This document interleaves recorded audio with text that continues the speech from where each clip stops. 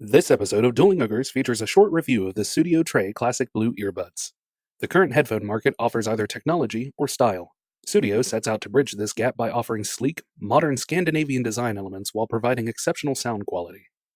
The Tray Classic Blue Earbuds are designed with an active lifestyle in mind, featuring custom interchangeable wingtips for a secure fit while also being sweatproof. It operates on Bluetooth 4.1, boasts over 9 hours of active use, offers exceptional mic clarity, and works wonderfully with Siri voice control. The Tray also offers full sound transparency, so you can listen to your favorite tunes without losing touch with your surroundings. Sudio has provided Dueling Ogres with a set of the Tray Classic Blues in exchange for these spots, and have graciously provided us with a promo code to pass on to you. Click the link below to check out Sudio's product line, and use the promo code Dueling Ogres at checkout for 15% off of your total purchase. Shipping is always free, worldwide. Thank you for listening, and enjoy the show.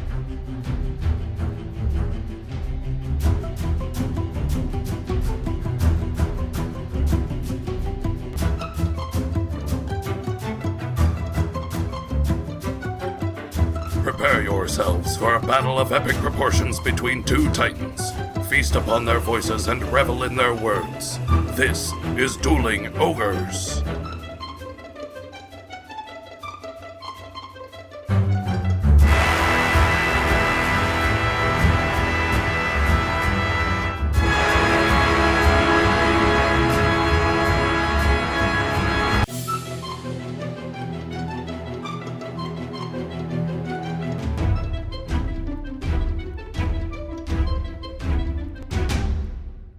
Hello, Ogres, and welcome to episode 159. Thank you for joining us, as always, on this felonious Wednesday evening, Earth date, July 11th, 2018. I'm your host, Remington Hitchcock, and with me, as always, is my co-host, Brendan Full. Say hello, Brendan. Hey, Remington, how's it going? I'm holding a cat. You are. You're very babyly-like holding a cat. Very baby-like? Babyly. Babyly. Babbly. My tongue didn't work so good there. I'm being forced against my will to hold my cat like a baby. Your cat does look comfortable, though. Oh, he's I kind comfortable of as wish you fuck. could hold me like that. I can. You want to try it right now? Would you let me paw at your chest like that cat is? Yes. You can make kitty biscuits on my chest if you want. Is that what it sounds like? Yeah. It's sexual? Yeah. Okay. As long as you're cool with that, then I'm cool with that. I want you to make kitty biscuits. Make kitty biscuits on my chest, true believers. Stanley, get out of here. Get out of here, Stan Lee, with your dirty old man tactics. And so I went to 7-Eleven on my way over because it's free Slurpee day today. Oh, yeah, it is. It was fucking insane. Really? Yes. Well, yeah, it's free Slurpee day. I mean, it looked like there was going to be riots. There were people not wearing shoes. There were people like with boom boxes outside of 7-Eleven. Boom boxes? Yeah, just hanging out listening to like music. They were listening to Bewitched. On boom boxes? Yes. Like from the 90s? Yes, they were listening to Bewitched, C'est La Vie on a boombox. I don't believe you. And there were little kids out front begging for money. Yeah? But why would they be begging for money? It's free Slurpee day. I don't know. There was this little girl that was like, "Can you spare something?" What was that? I don't know. Yeah, I don't know. But I didn't want to be like, "What?" and be rude, because that was my initial reaction, is to say "what" in that sort of shitty tone. Yeah. Well, it makes sense if she's begging for money. There were literally people ahead of me who had arms full of free Slurpees. Like 6 or 7 free Slurpees. Isn't it like one per person, though? Supposed to be. Somebody is not doing their job.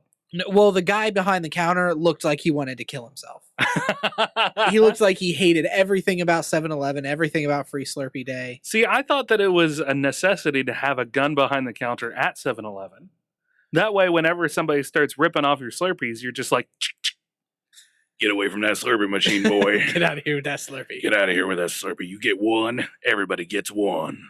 Well, and they still had a bunch of cups. I mean, I took one like the civilized human that I am. I got Wild Cherry, of course. Yeah, of course. They have a Crunch Berry one. Yeah. I'll go ahead and recommend this to the audience now and to you, Remington. Okay. Do not get the Crunch Berry one. Okay. It's gross. Okay. But yeah, there was just, people weren't wearing shoes. It was disgusting. Yeah. The whole thing was just a goddamn mess. Huh. Well, sounds pretty par for course, actually. Yeah. It wasn't like that in years past when I've gone on 7-Eleven It hasn't been like this. This Yeah. has been pure chaos. Huh. I actually stopped at 2 7-Elevens today, and the other one I stopped at was just as bad. Wow. Yeah. It sounds like the word really got out about Free Slurpee Day.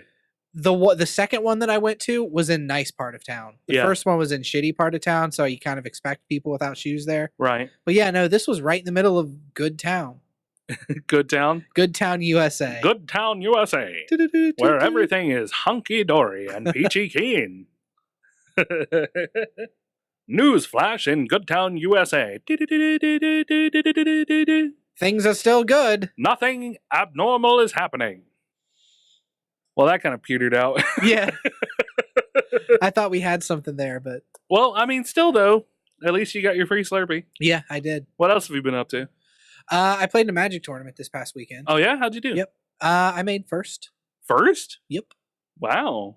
It's been a long time. I did a sealed draft, which is where they give you a box with 6 packs of cards. Yeah. And you just build a deck out of the 6 packs of cards that you get. Right. Technically, I tied for first, so I can't say I got first. I tied for first. You got first. Just somebody else also got first. Yeah. We went into it and we both were undefeated. We both had gone at that point 3-0, had lost 0 games. You play best 2 out of 3, and we had lost no games at all. Right. So we were on even footing. So when I go to sit down, he's like, hey, instead of us playing and one of us winning and one of us losing, do you want to just officially tie? That way we both get a bigger share of the prizes. Because if one of us got first and one of us got second, first place would have got more prizes, second would have got less. This way we're both getting a decent amount of prizes. Okay. So I was like, yeah, that sounds good to me, man. And he's like, okay, well, do you want to play for fun? And I was like, yeah, we'll play for fun. He fucking wrecked me. Oh yeah. Wrecked me so bad. Like, I want to say my deck, I had no business getting as far as I did with this deck. Oh really? It was not a good deck at all. I ended up opening. Was it just you getting better RNG than the other people, or? It's not to humble brag, but I feel like I've always considered myself a pretty good Magic player, technically. Yeah. Like, I can go technically with the rules, and if somebody messes up on an attack, I'm very predatory in the way that I play Magic. Right. That I can exploit stuff like that. Yeah. I feel like that's a lot of what happened. Okay. Is I just technically outplayed people, and because my deck was not that great. So it was less about the deck construction and more about your skill as a player. Yeah. Yeah. I ended up going black-red, Okay. which are some of my weakest color combinations. Oh, really? I wanted to go blue-white, and I had enough stuff to go blue-white, but it would have been a control deck, and I really wanted to go aggro Uh-huh. because I'd heard that this was a slow format. So I wanted to make a deck that hit hard And within fast, 5 or yeah. 6 turns, could take somebody out. Gotcha. So I had a lot of removal, which helped. I had a lot of dragons, and I had a lot of praying. Was pretty much where I was. Nice. Yeah. Cool. So yeah, I ended up getting 14 packs for first place. Hell yeah. Yeah, it was pretty good. That's awesome. I beat the first guy, and it was very close, but I just had a lot of removal, so he couldn't keep any creatures out. So I was hitting him, he was playing stuff, I was killing his creatures. Right. When I beat him the first time, I'm thinking like, okay, that was a fluke. I got a good draw. Then I sit down to play the second guy, and God help him, he was so nice. But I sit down and I'm like, hey, how's it going? Introduce myself, shake his hand and stuff. And he goes, pretty good. I just won my last game, and that's the first game of Magic I've ever won in a tournament. And I'm like, in my mind, I'm like, oh, kid, you are about to get wrecked. You're about to get wrecked so hard. I'm sorry.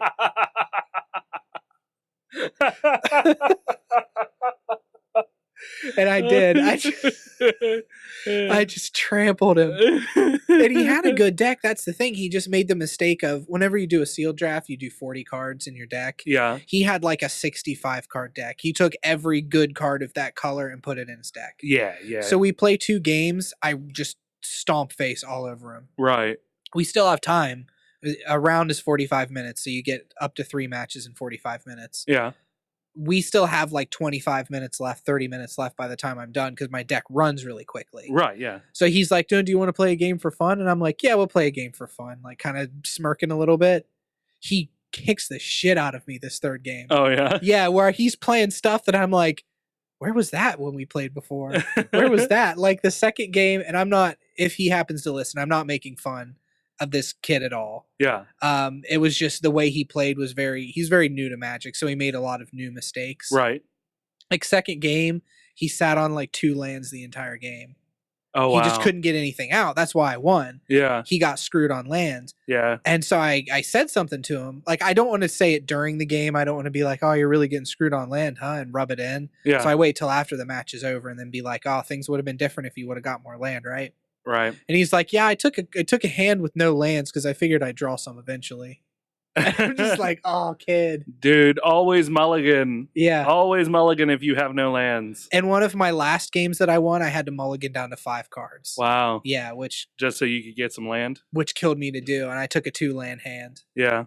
Yeah, that's pretty bad if you have to mulligan down to 5 with two of them lands. Yeah, I used to not do it at all, but I heard in a podcast with professional Magic players where they were saying, like, even if you mulligan down to 4, if you don't have land in your hand, you can't play the game. So Yeah. mulligan to whatever you have to have land. Yeah, for sure.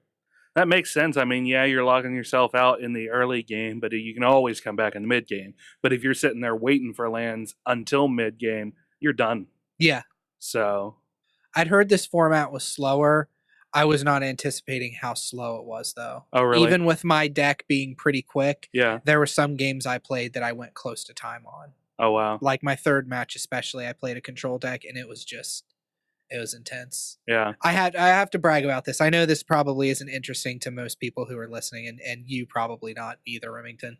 I played the third game was a guy who's a regular at the Magic Shop, Right. and he was actually running the tournament. He was just playing in it, so he had enough people in the tournament. 2 count, yeah. And this guy has gone to Pro Tours before. He's a good Magic player. Right. First game, I beat him. It's pretty close, but I end up beating him. Second game, I'm not anticipating I'm going to beat this guy. He's a good Magic player. He's a better Magic player than I am. No matter what, he's just better. Yeah. So we go into the second game, and I'm actually beating him. Okay. And I have enough creature removal that I'm keeping him down.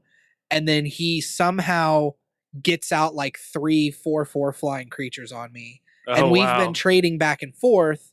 I'm at like 6, and he gets out these 4/4 flying creatures. Yeah, you're pretty well fucked on that point. So it goes to my turn, and I'm looking at my hand, and I'm like, well, hopefully I can get better on turn 3 or on match 3.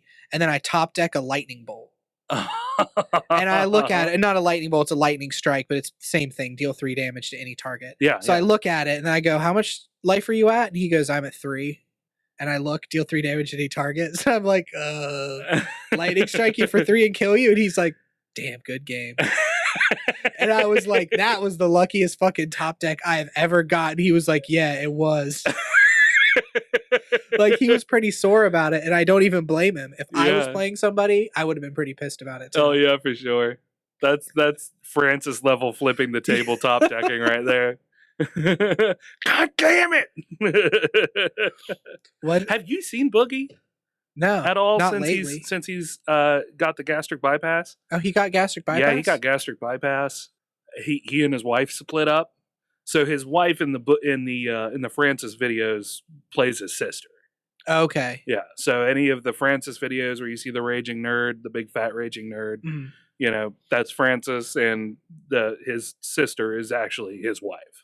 He's one of the few YouTubers I felt like I've actually connected with in watching them. So that's sad to hear that he and his wife split up. Well, and they broke up in an amicable way. She tried to hold out as long as she could to help him through most of the bypass surgery, gastric bypass surgery. But it had gotten to the point where she had spent so many years taking care of him. When you're that morbidly obese, you need somebody to take care of you. Yeah. And it takes a toll. You know, it takes a toll on your life. It takes a toll on your relationship. And he was on H3H3 recently had him on to talk about all of that stuff during their podcast. Okay. And he was talking about how his wife, they talked through it. And of course, there were some feelings of resentment, but he's a pretty in touch with the way he feels dude. Mostly because he's got the anxiety issues and all of that as well. So he's very aware of how he feels of things, and he's also worked very hard to put things into perspective so it doesn't overload him. Yeah. But he said, there was a little bit of anger in the initially, but we talked through it, and she said that she wanted to leave while she still loved him. Which is harsh to hear. It is, absolutely. But it's also, he said, looking back on it, that's absolutely the correct way to do it. Yeah. Is, leave while you still love somebody. That way you can, we're still friends, he said. We talk all the time. She's still a part of my life. She's just not in my life anymore, or in that capacity. So, okay.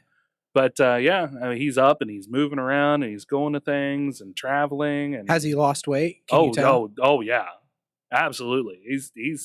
I haven't checked in. YouTube is a little number one. I haven't been watching a lot of YouTube recently. Yeah, you've been more twitchy. Yeah, I've been kind of tuning in more on the Twitch, and also I've been listening to Terry's audiobooks more primarily. Like I'll put on Twitch a little bit in the morning, but when I go to start doing my walks and stuff around the store, I throw on an audiobook. I throw on Terry's audiobook, and I'm like third of the way through Soul Forge now. Which is the second one, Which correct? is the third one. Oh, you're through to the third one now? Yep, I'm through to the third one. Oh, wow. Blood Sword is the second one, and Flankhawk is the first one. Yeah. Of the last civilization, I don't remember. It's a very long title. The first Civilizations Chronicles? Yeah. Or no, Crack's War Chronicles is the Relic Hunter one. Yeah. Crack's War Chronicles is that one. But anyway. First Civilizations Legacy. Something like that. Yeah. It's a very long It's name. a title. Yeah. I remember the titles of the books. Yeah. So he has his lit RPGs coming out on audio soon. Yeah. If you want to check that out, click down in the link below. I'll have an Audible ad. You can try Audible free for 30 days. I think it's 30 days. I'm pretty sure it's 30 days and one free audiobook. Yeah. Pretty awesome. And you can try out the lit RPG or any one of his other books for that as well. Yeah, so, it's free. You can check out one of his books. It's free. Well. He gets paid for it, because the way that those little freebie books, they still get their cut out of it, regardless if it was quote unquote sold free or not. Yeah. I mean, it's just a digital file. It's something that cracks me up so much is the idea that of paying for a digital file. I mean, it's absolutely a necessity because there's still work that has been put into it. Mm-hmm. But it's a collection of zeros and ones that can be processed and duplicated and infinitely. Yeah, and you're paying real world money for it. Yeah, for them to just like, okay, Xerox you a copy. Exactly, of it. Right. It's such a weird dynamic, but I mean, there was a lot of effort that was put into it. Terry actually wrote the book, edited. It was published through the publisher. The server space to hold the books, etc., and so on. Oh yeah, absolutely. It is the voiceover stuff. Weird to think though, like what you're saying. Yeah, that everything's just all this ephemeral, out in space sort of thing now. Yeah, exactly. It's so weird, and it's part of our culture now. It's crazy. Yeah. I keep talking too much with my hands and bumping into these wires. I've gotten a lot more animated with my hands lately. I don't know what happened or where it came from. Yeah, maybe you became Kermit the Frog. Thank you. Okay, let's move on to what have I been doing? I learned how to color my hair. You can listen to the outtakes. Yeah, there you go. I'll throw it in the outtakes on what I did. Pigments and wax. Pigments and pomade. There is a difference between wax and pomade. And looking at an ad online and saying, God damn it, I can do better. That's right. I'm not paying $10 for something I can make for less than that. For free like a mountain man. Buying raw pigments like you're fucking Spanish. What? Like I'm fucking Spanish? What? I was thinking like the Spanish traders. Oh, okay. Trading in raw pigments. But yeah, I guess that is confusing if you didn't follow the logic internally of me. Yeah. Like because Spanish. Everybody is frequently thinking about Spanish traders. Oh, what were they called? The East India Company? Yeah. Yeah. The East India Trading Company? Mm-hmm. Yeah. Not Spanish at all. Yeah, that would have been better than just saying Spanish. Yeah. Just saying the word Spanish. So flip it, wind it, reverse it, pretend that's what I said. Do you have a story? No. I had a shitty week, so my stories are non-existent. Well, thankfully, I do have stories. We asked last week, there were a couple of stories we didn't get to cover, so we asked anybody to chime in and let us know what stories they wanted to hear of the leftover ones that I had. And Terry, commented and said that he wanted to hear about the white rhinos potentially coming back from extinction. And then Stephen Hines commented and said that he wanted to hear about Uranus. My anus? Somebody's anus. Somebody's anus is getting discussed. That's right. all I know. That's right. Somebody's anus is getting discussed. So I'll just jump right in with those real quick. Sounds good. RQ. Okay, and I do actually have a story I sent to you. Well, so thank God. we can get into that as well. So the northern white rhino could be saved from extinction. This is a fairly short story, which is kind of nice. And I'll go through a couple of just random stories like this, and then we'll get into the space news. Okay. And then a little bit of gaming, because yours is gaming related, right? Yep. Okay. Sounds good. Science, technology, and technology, social, space, gaming. Yeah.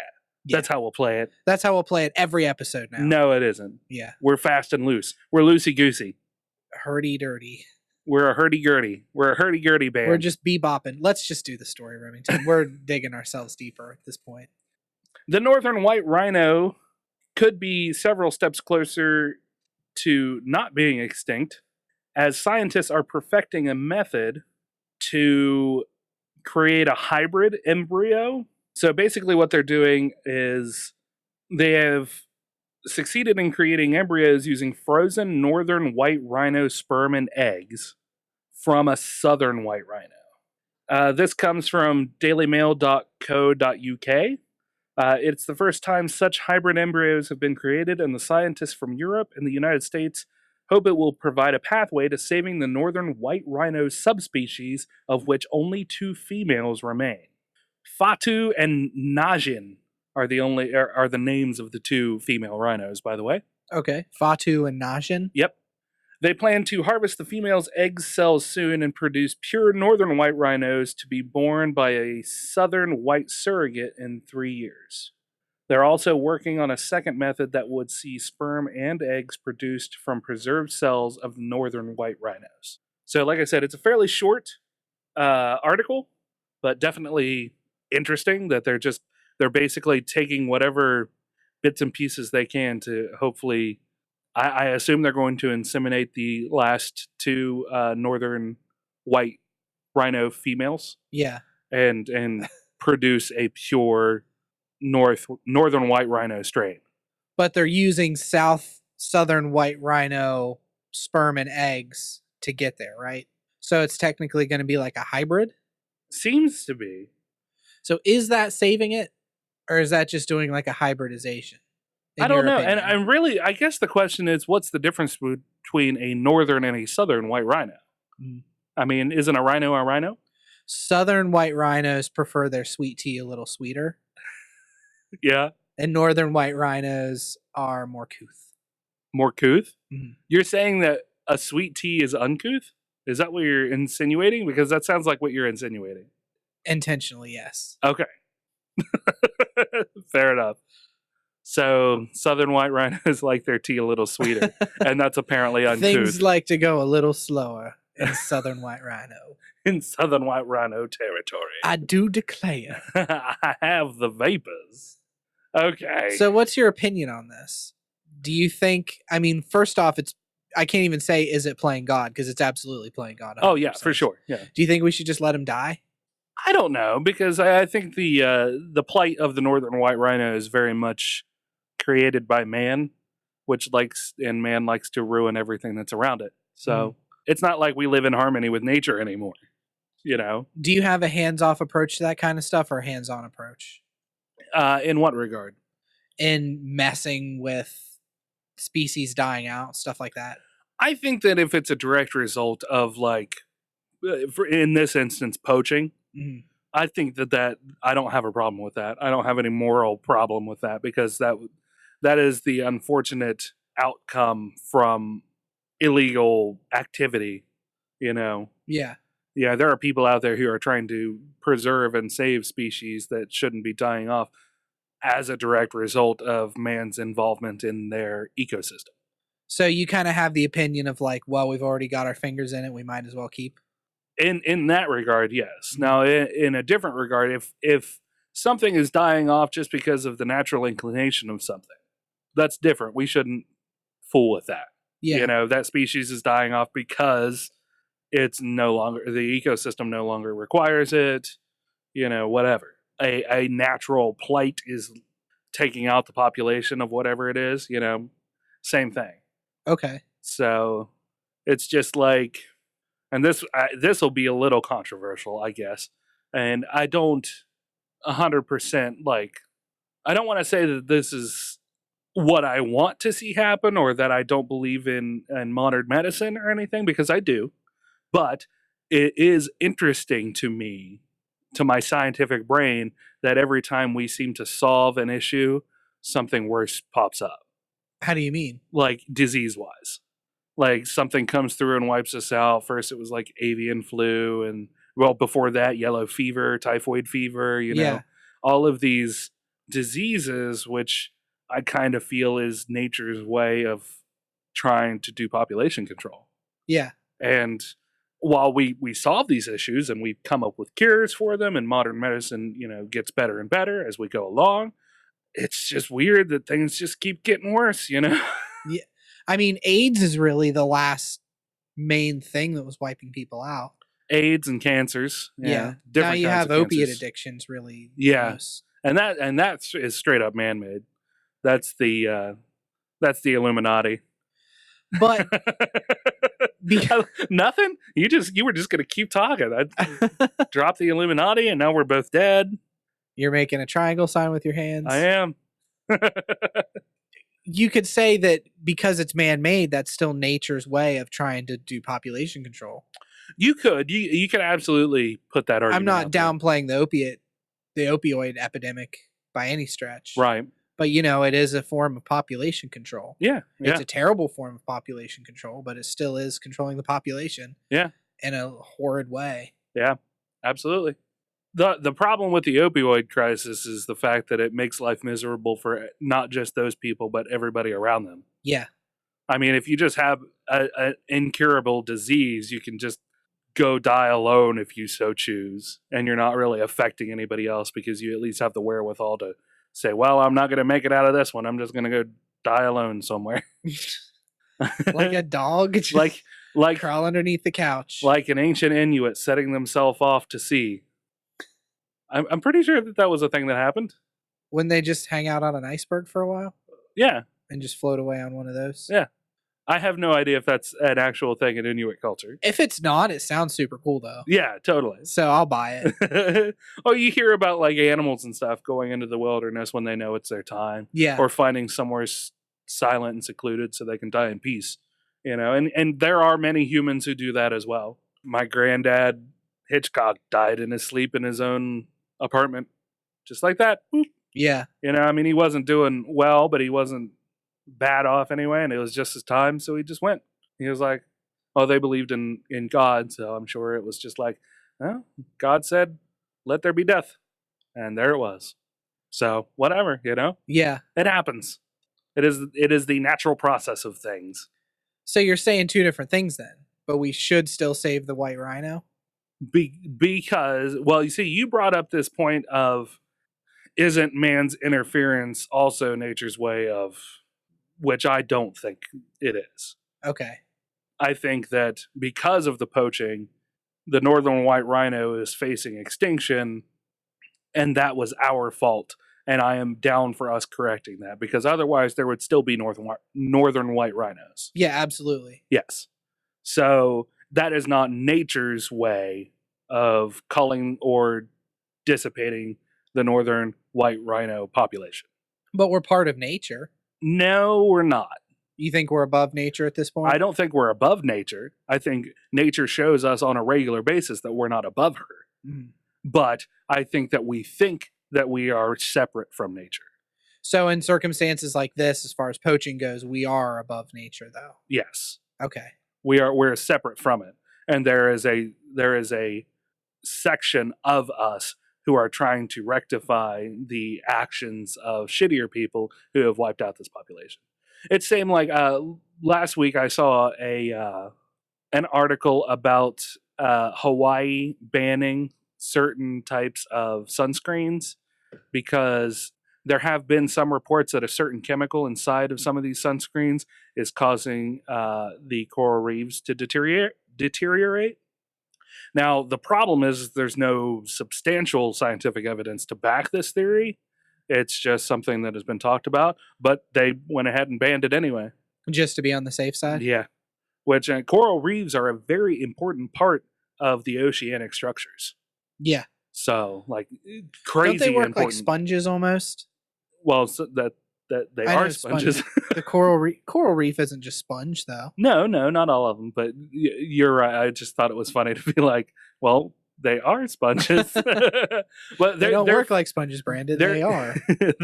They're filters, yes. Okay. So they filter the stuff around them. They provide food and nutrients for other aquatic life, all sorts of things. But what am I supposed to do? Just get sunburnt? Yes. Wear a large floppy hat. Man, there's just big floppy hat is loving this right now. Yeah. So let's move on with the science news. Scientists have discovered the world's oldest color. It's bright pink. There's a reason for it. If you want to know it, ask in the comments below and I'll let you know next time.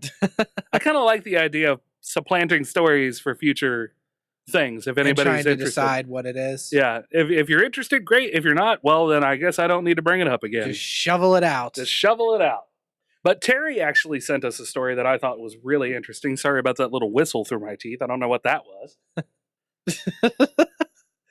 Terry. Science, poo.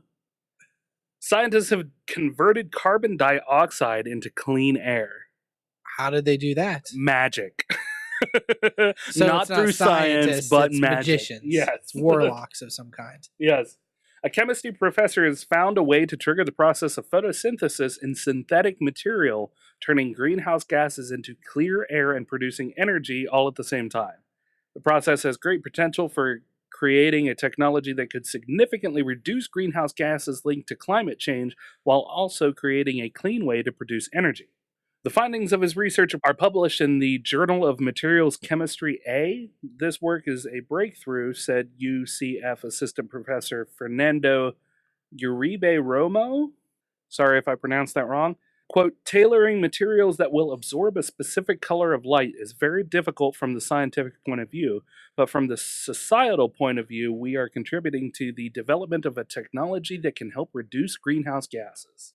Uribe Romero and his team of students created a way to trigger a chemical reaction in a synthetic material called metal organic frameworks, or MOF, or MOF, or MOF Tarkin, or Grand MOF Tarkin. I think you're going too far with it, right? That breaks down carbon dioxide into harmless organic materials. Think of it as an artificial photosynthesis process similar to the way plants convert carbon dioxide, or CO2, and sunlight into food. But instead of producing food, this method produces solar fuel. There is a video in this. This is on sci-techuniverse.com. So this is a machine that creates this process? It's a material. It's a synthetic material. So when you apply, or it's a chemical reaction between the material and carbon dioxide. When carbon dioxide is, or when this material is exposed to carbon dioxide, it seems like.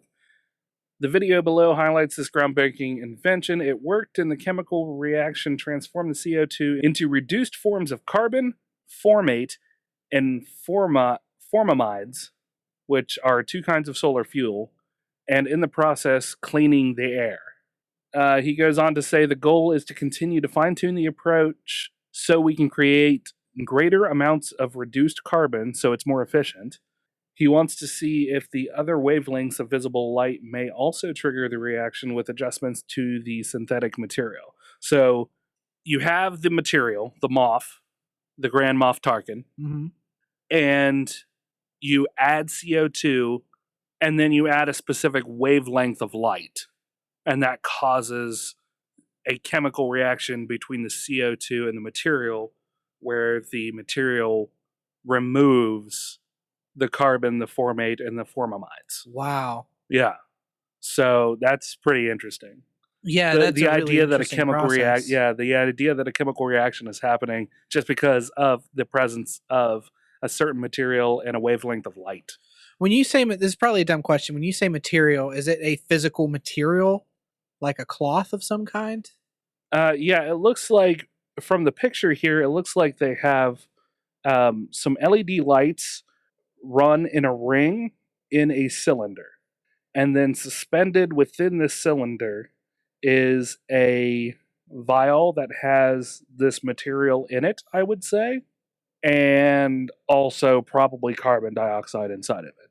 So when they apply the LED wavelength of light, this particular wavelength of light, it is causing the chemical reaction inside of the vial where the chemicals are broken down.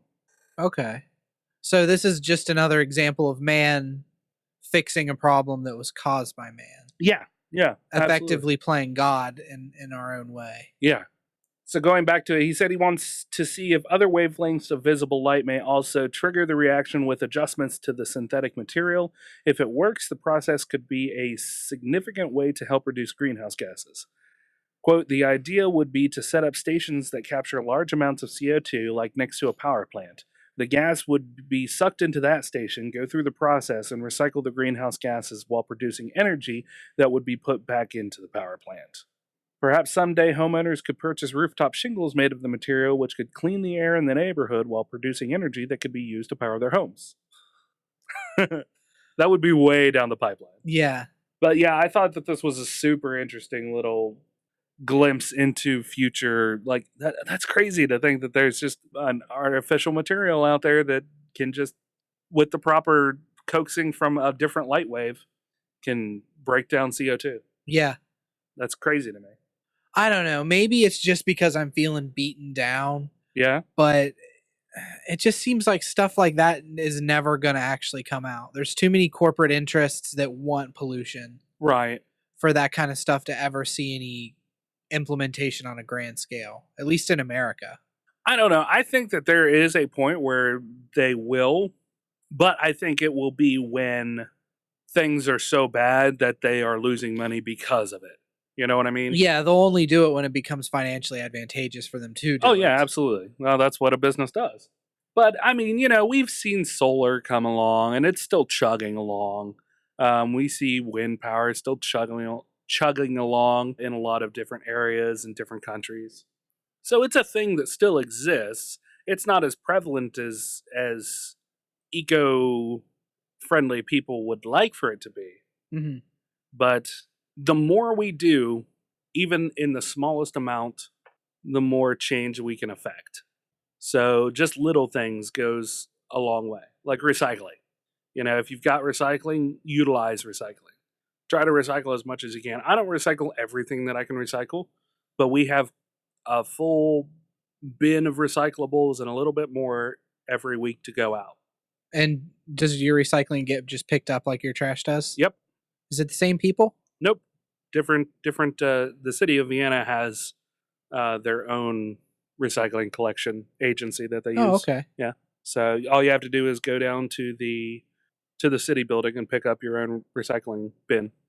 Oh, wow. Yeah, it goes out on. It gets picked up Monday morning. I wonder if they would do it where I live. I think so. It's the whole city of Vienna. Oh, okay. Yeah. So they charge you a recycling fee. So Oh, recycling fee. Fuck Yeah. that. well, I mean, they already do in your water bill. What? Yeah. I don't want to recycle. You should, Brandon. You're saving the environment. Take that shit off my bill then. No, that's not how it works. It should. Yeah. I don't want to pay That's any not how city fees. works. I don't want to pay any taxes. Yeah. We'll get right on that. You can just claim yourself as your own religion. Oh, yeah, that's true. Become tax exempt. Yeah. I worship my own body. Ugh. That's- Sorry to paint that picture for you, listeners. That got weird fast. All right, let's plug away through the rest of this stuff. So I want to cover a quick social story. I thought this was a really cool story. Apparently, there was a Thai, like from Thailand, Uh-huh. a Thai boys soccer team that ended up getting trapped in a cave for 2 weeks. What? You're saying apparently like everybody in the fucking world hasn't heard this story. I hadn't heard this story. Seriously? Yeah, I hadn't. It is everywhere on the news. I don't watch the news, you are Brandon. so out of the loop on this Don't shit. watch things. Chris Hardwick, what? Listen. Dude, this seriously, like... Yeah, this has been covered on TV every day. And I imagine that it has. Uh-huh. But I don't watch it, so it's news to me. This is like those miners that got trapped in that mine for like a month Yeah. a few years ago. Yeah. This has been like that, as big as that story. Right. Right. Okay, I'm sorry. I don't didn't mean to- remember these miners at all. No, I do. Do you really? Yeah, no, They I were do. sending down cameras and shit. And Well, sending them food and that stuff? was still when I was in school, wasn't it? Probably. I think that don't know. was when we were in school when that happened. Oh yeah, it was. So they were in Peru, I think. Yeah, something like that. I was still involved because people would talk about that stuff. Yeah. I was around people. And that's the other thing is like I'm not around people anymore. So if I don't have an extended period of conversation with somebody, then I don't know things are happening in the world. But yes, so I'm sorry to take the wind out of your sails. apparently to everybody in the world except me, a Thai children's soccer team was stuck in a cave for 2 weeks, and they were found.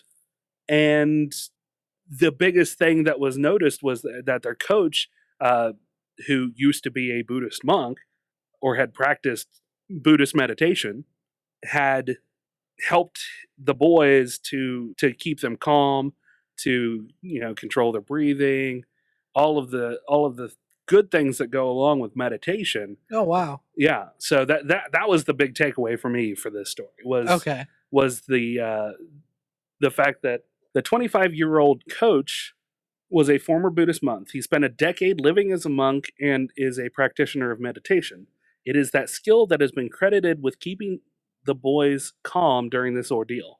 In fact, when the British divers discovered them after 10 days, the group was meditating. One of the mothers of the boys said that the coach's background definitely helped in this situation.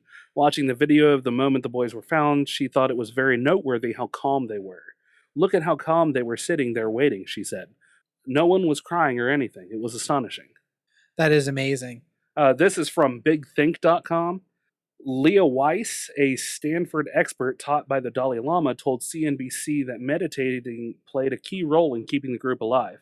It's a kind of mental training that improves focus and compassion, according to the expert.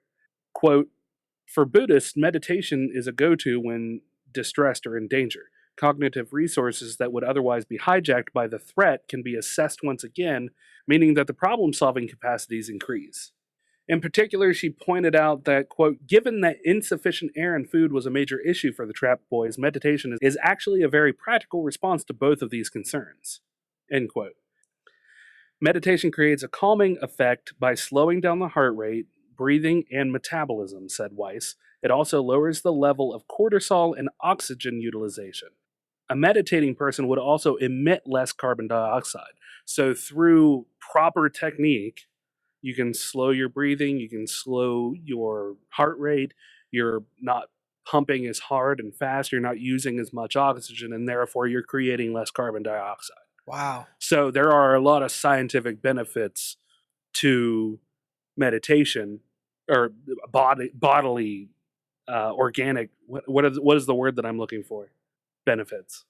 Health benefits. Health works. Yeah, I mean, I'm not sure exactly what word you're looking for, but Yeah. health works. but anyway, so it is, and that's one of the things that I've always liked the idea of meditation. I've studied a little bit of meditation in the past. Meditation. Yeah, because apparently I just can't fucking talk today. More so than usual. I know. I just keep getting tongue-tied. But I've practiced a lot of meditation in a few years of my life. And then occasionally I will still sit down and meditate. Not as deeply as a Buddhist monk because I've never been formally trained, but it is something that can help me out for sure. That is a really interesting kink to that story that I hadn't heard. Oh, really? That he had kept them. I'm sorry that I shit on you bringing up the story, Remington, because that It's is okay. interesting. The last of them were rescued, I think, either today or yesterday. Yeah. So they're all out now. That's good. Did you see that Elon Musk showed up with a sub? No? Yeah, Elon Musk showed up with a sub, like a handheld little submarine that kind of scooters you around that he said he built from, quote, rocket parts. Yeah. And he offered it to the diving teams. Yeah. And the diving teams respectfully declined and were like, you can't use this, Elon. What are you doing? They were like, there's certain places where we have to take off our oxygen tanks and hold them in front of us to get through. That's how thin this was. Yeah. Yeah. And he's showing up with like some rocket part built submarine, a one-man sub. That's funny. That's hilarious. Yeah, they had to like teach the kids how to use scuba gear. Oh, and yeah. they were like 2 miles in. Wow. So they had these kids that they had to like hook up to oxygen tanks and bring them like 2 miles underwater using scuba. They had to teach them individually as they were going, like, okay, don't freak out because you can't freak out or you'll drown. Yeah. Seriously, don't freak out or you will die. Yeah, and you might kill me too. Yeah, yeah, absolutely. And, you know, having that long to teach the kids how to meditate, though, they probably did just fine. They did. I mean, all of them are out. Yeah, so... No, none of them died, so... I think that would absolutely have another crazy good effect on their rescue. Yeah. You know, teaching them how to properly... It's basically what you're doing is teaching yourself to mitigate your emotion. Because you're going to feel anxious about things. You're going to feel scared. And meditation can help put things into perspective to the point where you can say, okay, yes, this is frightening. Yes, this is very claustrophobic for me. But if I just don't buckle down and get myself to a point where I can make my body do what I want it to do, I'm not going to make it out alive anyway. Yeah. So die freaking out or stay calm, get to the point where I have a chance to survive. Well, I'm glad I could bring something new to the table on that story. Yeah, you did. Good. Sorry, I was burping. That's why I was just staring at you. I had a Euro burp. Okay, fair enough. I had one of those just a second ago. I didn't want to open up and be like, I agree. Oh. Yes. Oh, it's great. Oh. All right. So let's, is that the only one that you have? Yes. Okay. It's a REM day. It is. It's a REM job day. Yeah, once I get, because what's going on is actually pretty interesting. Like the stuff that's been going on in my life that's been kind of crazy. Yeah. But because I'm in the middle of it, I don't really want to talk about it right now. Right, yeah. But once I get some distance on it, I'll talk about it, and it's pretty interesting, and it'll make for a good story. Okay. It's fair just enough. I'm too deep in it right now to really discuss it. Oh, that sounds fun. Yeah. All right, so let me just jump right into the Space News. I love it more every time. Yeah. Hopefully it sounded really good. So this was the story that Stephen Hines wanted to hear about. He wanted to hear about my anus. No, planet Uranus. He wanted to hear about the planet Uranus. Yes. Or Uranus, if you want to say it in a non-fun way. And I think Uranus is technically the way you're supposed to say it. I think it's tomato. Uranus. Or Uranus. Yeah. We should change that. Or tomato, Uranus. tomato. Uranus. Uranus, Peter. Ow. Look there, Peter. It's Uranus. So, what about Uranus, Remington? Okay, so apparently, in the life of the planet, something big crashed into it and caused it to change forever. So, for those of you who don't know, Uranus has right. I'm sorry, Uranus. So, for those of you who don't know, Uranus has a very weird orbit around the sun. Uh-huh. Most of the planets are all kind of spinning in the same way, but Uranus is like off to the side and it spins like real weird and catty-cornered from the rest of them. Yeah. And a new study confirms that there was a collision with a huge object which was approximately twice the size of Earth that could have led to the extreme tilt and other odd attributes of Uranus. How big is Uranus? I mean, pretty big. Totally typed Uranus. How big is your anus? So Uranus is 15,759 miles wide, which is about 4 times the diameter of Earth. Okay. So something half the size of the planet hit it. Yeah, essentially, yeah. So this article is from space.com, by the way. And they make, I mean, the title of the article was actually "Something Big Crashed into Uranus and Changed It Forever." And the one of the what I love the most about this story is the title of it and this paragraph here: Uranus, comma, the planet with the unforgettable name, comma, is unique in a number of ways. Quote, all the planets in the solar system are spinning more or less the same way, yet Uranus is completely on its side. Jacob Kegerius, that's quite the name, Kegerreis. The new study's lead author and researcher at Durham University's Institute for Computational Cosmology in the UK told Space.com. And it isn't the only thing that makes the planet so strange. Uranus also has a very strange magnetic field and is extremely cold, even though it should be warmer, according to, I'm going to call him Jacob, so I don't have to keep saying his last name. In this study, Jacob and his team of astronomers seek to explain many of the planet's odd features by attributing them to a collision with a massive icy object about 4 billion years ago. To better understand how the impact affected Uranus's evolution, the team used a high-powered supercomputer to run a simulation of massive collisions, something that has never been done before.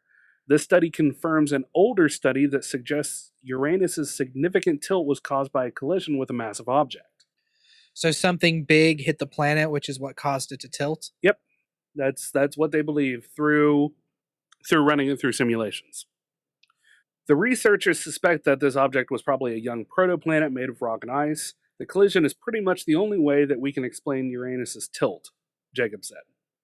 Amazingly, it retained its atmosphere after this impact.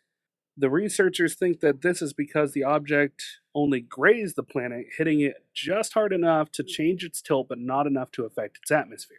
They go on to postulate that this isn't a particularly uncommon effect, that things are just bulleting through the solar system all willy-nilly at all times. And it goes on to talk some more about the moons and this and that and the other. But I think that's the most important part, is that we now have some sort of evidence to suggest via simulations that the reason why Uranus is so weird, Brandon, is that it got smashed into a giant rocky mass. I'll buy it. That all sounds about right. You can't not just laugh like a fucking child about the story. I started out laughing and then I got into serious mode, like, okay, let's learn about this planet. Yeah. But the more you say Uranus, the more it's just like, okay. Yeah, you can't help it. Yeah. You can't.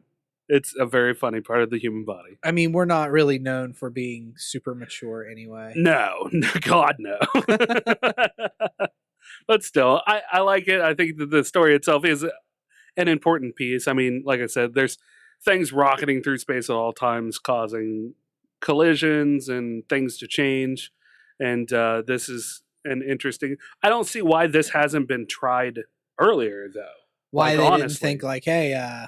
Yeah, because they run simulations on stars and black holes all the time to see what effects would happen. So why not, or why is it just now that we're getting to the point where we're like, oh, you know what? Uranus is really funny. Yeah, maybe something big smashed into it. Yeah, maybe if we put that in a simulation. Your mom smashed into it. Shut up, Steve. Yeah, Steve. Nobody asked you. Steve's a jerk. Steve's an idiot jerk. Well, I'm sure Steven is going to be thrilled to find out all of that information about Uranus. Yes, I'm sure he will be happy to hear about Uranus. Uranus. Continuing on with the space news, astronomers found the brightest object ever discovered in the early universe.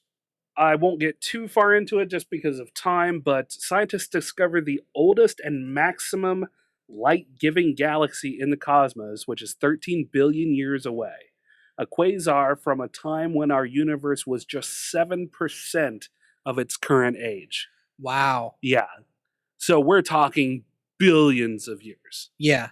7%. That's crazy. Like, how does it go? If you think of a full calendar year as being the universe, the time that the universe has existed, Okay.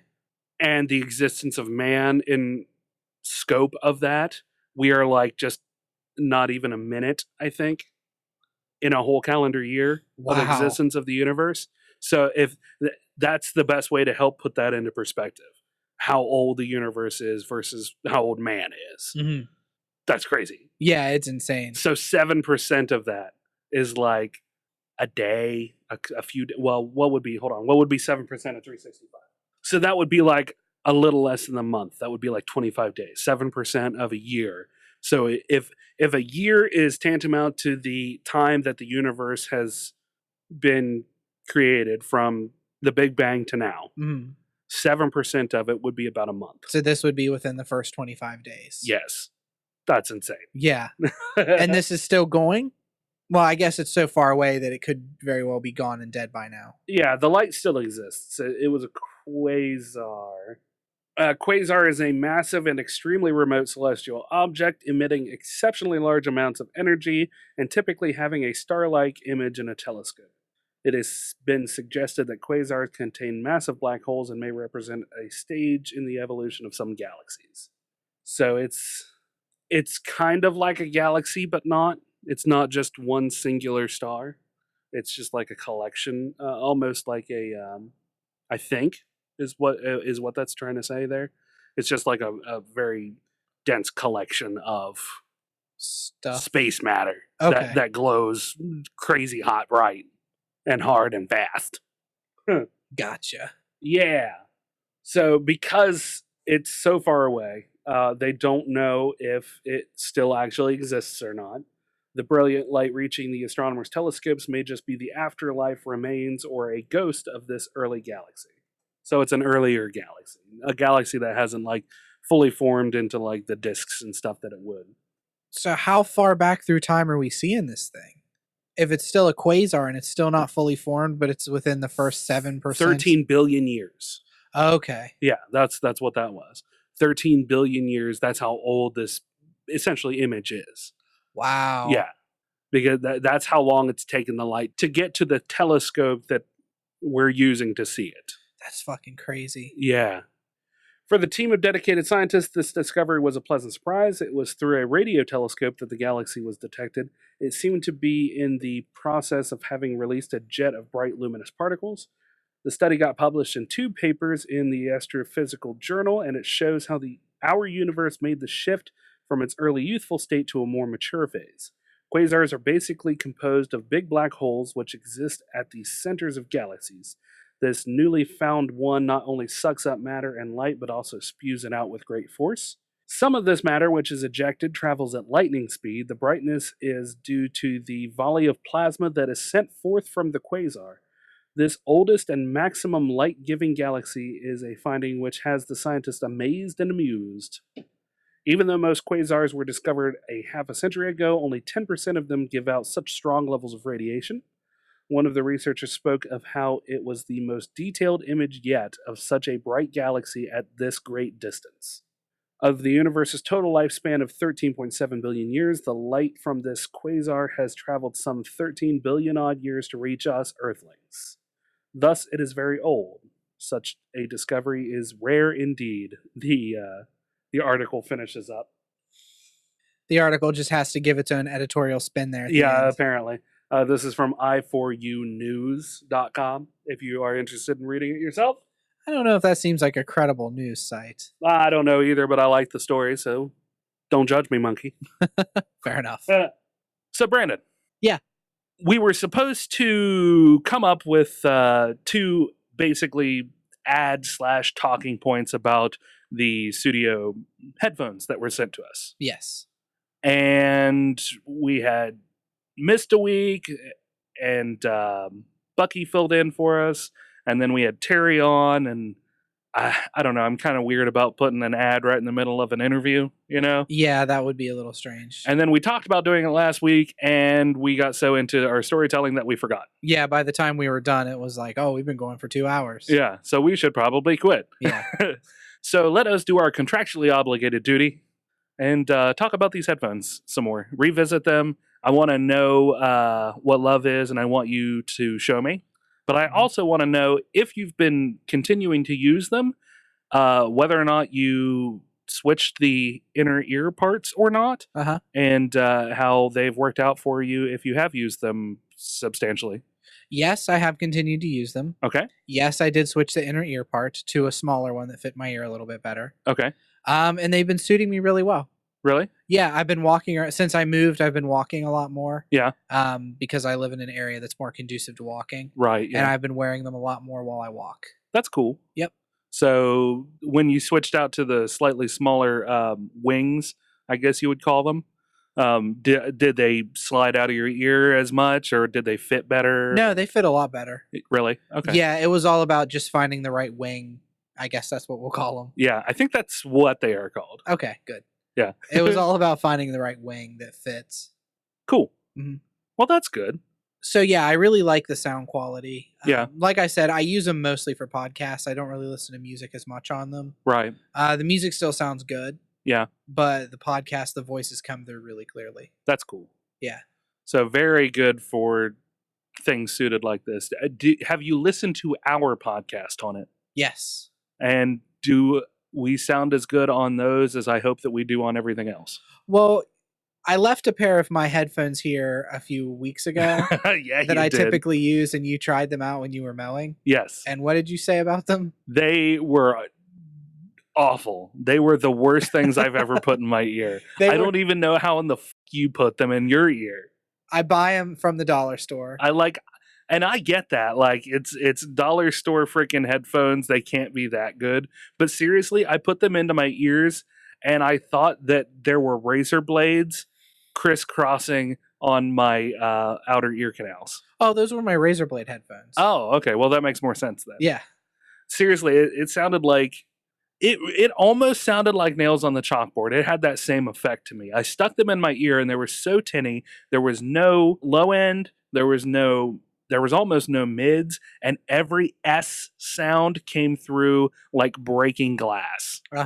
It was the worst experience. See, now I've I ever feel had. like you're just kind of shitting on my headphones. I am shitting on your headphones. I'm absolutely shitting on those headphones. But they're dollar store headphones. What do you expect? I guess. But I use those for podcasts most of the time. Really? Headphones like that, yeah. And I'm amazed you have eardrums left. Everything kind of sounds robotic when you listen to them. Yeah. With the Sudio headphones, I found that everything, like I said, is a lot more clear. Yeah. But still rich. It still had like you have like the low lows and the mids and all that. Yeah. I'm not the greatest at being a spokesperson for them because it's hard for me to differentiate between what the lows are versus the mids versus the high end. You know, I'm not a connoisseur. Yeah. More so I just know what sounds good and what doesn't sound good and what works for me. Yeah. I really like the way the headphones fit. Yeah. The way they wear when I'm walking around, and also the sound comes out really clear. Gotcha. So you are not an audiophile, as Correct. They would be called. What did you just call me? No, I'm not an audiophile. Yeah. And I'm not either. No matter how much I like to fool around with the stuff, and my ears have gotten better over the years of doing the podcast, listening to things that I like and I don't like sound-wise, but I'm still nowhere near some people out there who are just like very snooty about their... Oh, yeah. There's people that are absolutely over the top with that. Yeah. But, you know, they exist for everything. I've got a guy in my Discord who's got a crazy hard-on for exotic coffees and espressos. So. Coffee people are the worst people. They are. I have multiple coffee people in my immediate family. Yeah. And every time they start to talk about coffee, especially with one another, yeah. I'm like, I'm leaving the room before I punch everybody. Before I just like whirlwind start spinning, punching people. So while we can't exactly speak for the audiophiles out there, now here's the thing about the audiophiles. They would be the ones who might appreciate these the most, because for a Bluetooth set of headphones, these are fairly pricey. So these, you know, while both of us are not audiophiles, we can't speak to the fine minutia of all of the things that would go along with that. Mm-hmm. But both of us really like the sound quality that was in them, I would say. And if you're interested in trying them, the Tray Classic Blue is the one that they graciously sent to us to try. They come in at $100, $99. Yeah. They are all right around those price points, but I don't know. Okay, so price point wise, what do you think? I don't think $100 is bad for the headphones at all. Right. Because nice headphones can run you that much easily. Yeah. If I were to buy them for myself, Yeah. I wouldn't spend $100 on headphones unless it was for something that I knew I was going to use a lot. Right. If I got to use these headphones short term only, I would buy them. Like if somebody gave these headphones to me and said you can use them for a month to test them out and then I'm taking them back. Yeah. I would buy them for myself after that month went. Okay. So you were impressed enough that you were like, okay, yeah, $100 is a little pricey for headphones, but I really like these enough to spend that money on them. Yeah, and they're built well enough that I feel like they're going to last. Yeah. Granted, you're putting that up against dollar store headphones. Yeah, well, it's an apples and Sudio. rotten fucking grapes. They're better comparison. than dollar store headphones. I mean, it's like somebody who eats hamburgers out of the trash and suddenly they're like, we want you to review this filet mignon. It's like, this steak's really good. It doesn't taste like garbage at all. In fact, what's the opposite of garbage? Not garbage? Not garbage, yeah. Tastes like that. Yeah. But still, no, I agree. I mean, I have used decent headphones. I use decent headphones, over-the-ear headphones for editing the podcast. And the ones that I bought, they are the Sony Professional MDR 7506 dynamic stereo headphones. They have a very clean sound to them, not too much in the lows, mids, and highs. It's all very well balanced, the sound profile of it. So, and I feel like the Trey Classic Blues are very similar in that respect. I think they have a little bit more boost in the mids to highs, and that's why vocals seem to come through more clearly. Okay. If we call back to the last episode when I talked about when I tried them, I was hearing lyrics and songs way better than I had on anything else. Yeah, you said it was almost shocking at certain points, right? Yeah, exactly. So, I mean, that was a really pleasant surprise.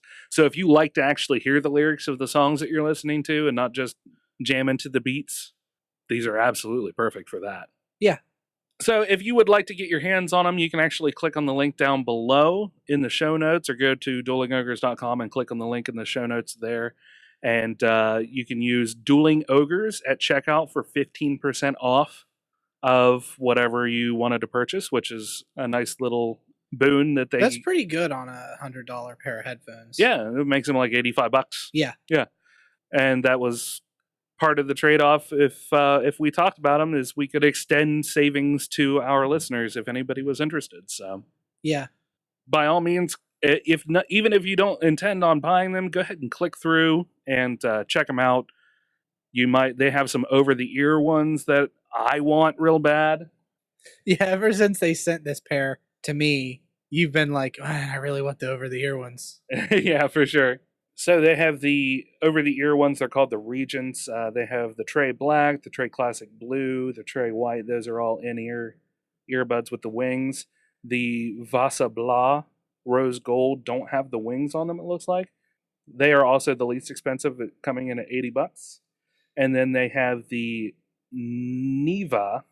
I don't know how to say the little circle over the A. Would that be like a Neva? Nevo? Neva. Nevar? I have no idea. Yeah, I don't know. Sorry, Sudio. They're cracking their Swedish knuckles right now. Yeah, they're just like, how dare you not know how to pronounce our vowel systems? The Neva Black and the Neva White, they are like miniature Bluetooth in-ear headphones. Oh, okay. Little tiny in-ear things. They don't even have a connective cord to them. They just pop in the ear hole. Yep, they just pop in the old ear hole. And those ring in at $110, $109. So all of their headphones are right around $100 then. Yeah. And you can listen to us way better than you probably listen to us now. Yeah. Way more stylish. You'll be able to hear all of the mistakes that Rems make. That was ironic. Yeah. You'll be able to hear all of the subtle mistakes that Rem makes while he's editing the actual sound of the podcast. on these $20 microphones. I want to reiterate and stress that these are only $20 microphones that we're using. $20 dynamic microphones. They seem to work well, though. Oh, yeah. Well, that's because I'm a boss editor. Boss. Straight boss, yo. Wow. I know. You're mixing all kinds of vernacular now. I got all the vernaculars. True believers. I'm swimming in it, true believers. Do we really want to go out on a Stan Lee impression? Yes, we do. All right, let's get back into the stories. All right, let's get into some game news. Okay, so I found this article on Polygon.com. Okay. And I sent it to you because I wanted to kind of get your opinion on it and maybe Yes. discuss it for a few. Yes. So let's go ahead and talk about it first. The title of the article is Actual Play RPG Experiences like Critical Role and Adventure Zone are having a moment. 1 million Kickstarter and a nomination for a major industry award are pushing podcasters and streamers to the fore. So what it's discussing is the fact that Let's Play or real play podcasts for Dungeons and Dragons and RPGs like Critical Role and Adventure Zone are becoming hugely fucking popular all of a sudden. Right. Or I guess not even all of a sudden. They've been building their fan base for a while. Like Harmon Quest was big a year or two ago. Yeah. Adventure Zone's been going for a while. Critical Role's been going for quite a while. Yeah. Yeah. And then you have the Penny Arcade. Yeah, every year that they do the PAX West, Yeah. I think they do a live playthrough of Acquisitions Incorporated. Yeah. And they have like an Acquisitions Incorporated B team that has their own podcast. It's not the main guys, it's like different players, but they're still part of it. Yeah. So Critical Role had a Kickstarter that they did Okay. for miniatures of their Critical Role characters. Yeah. The Kickstarter's goal was met within the first 24 hours. Oh, wow. Okay. Their goal was $26,000. Wow. And they ended up raising $1.2 million. Holy God. Yeah. I saw somebody in the comments, take this with a grain of salt because I don't know if this is true or not, but it seems true-ish, Yeah. that they actually hit their goal within the first 5 minutes Oh, wow. of going live. That's crazy. I'm sure that there are ways to find the stats out there, Yeah. but that's nuts. So, and then you have Adventure Zone with the McElroy brothers. Now, I have not heard of Adventure Zone. Really? Yeah. It's pretty hilarious. Is the it? McElroy brothers are really funny, and I'm jealous of them because they're from Huntington, West Virginia. Oh, and okay. they founded Polygon.com and No, I think I knew that. have just a huge amount of things that they do, and they're very, very funny guys. Okay. But yeah, they do Adventure Zone. They're releasing a graphic novel here in the next 2 weeks Okay. called Here There Be Gerblins. Here there be Gerblins. And it's already sitting at #1 on Amazon's bestseller list for graphic novels. Cool. Well, good on them. Yeah. And then the article goes on to talk about real play or actual play podcasts that the author likes because there's a freaking bajillion of them. Yeah. Yeah. And I want to make one so bad. I've been wanting to make one forever. And everybody looked at me like I was crazy when I talked about how they were big. Who looked at you like you were crazy? You, I didn't look at you like Kevin, everyone. I was the one who had the idea of recording our freaking our play sessions. If we would have put those out, we would be millionaires right now. Well, if everybody in our group would have quit being so insensitive to certain things in life that happen that people get salty about, then maybe I could have put them out there. Yeah, you're without right. heavy editing. I mean, because you would start to record and you would say, okay, everybody, I'm getting ready to record. And then immediately we'd be like, can I say this? Can I say that? And just say the most vile shit we could think of. Yeah.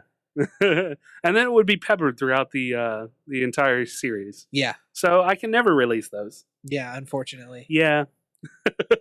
Really, in retrospect, we should have not done that. Yeah. Because I would love to be able to listen to those in a published format now. Right? I mean, I can still listen to them and laugh because it's us and our friends. Yeah, you can. I mean, you could always take the time to edit them yourself. Yeah. Well, the problem with those is we had one microphone recording at a table where we didn't know how to shut up. Yeah. So the DM might be describing something to a player, but you're getting just as much of that as you are getting me talking to Ethan about what I had for lunch yesterday. Right, yeah. And it's all just becomes this noise. Yeah, it does. A cacophony of noise.